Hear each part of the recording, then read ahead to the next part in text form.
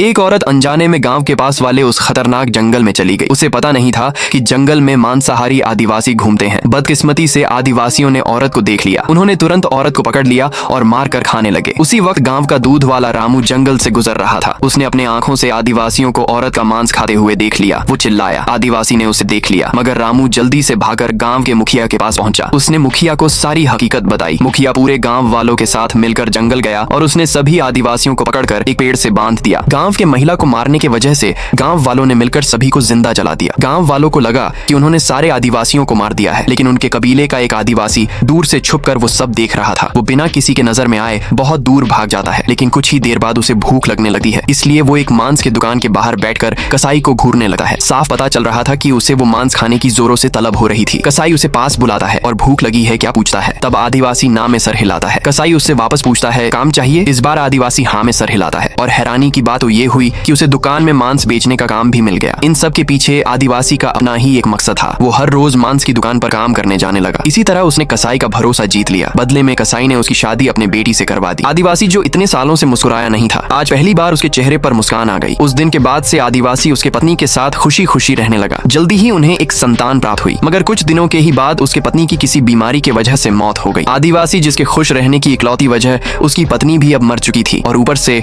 उसे अब दिखने में भी परेशानी आने लगी। वो सिर्फ लाल कलर को ही देख पाता था। एक दिन वो दर्द के मारे नींद से उठा, तब देखा कि उसका बेटा जो अब 3 साल का हो चुका था, वो भूख की वजह से उसकी उंगली काट कर खा रहा था। तभी उसकी पुरानी यादें लौट आने लगी।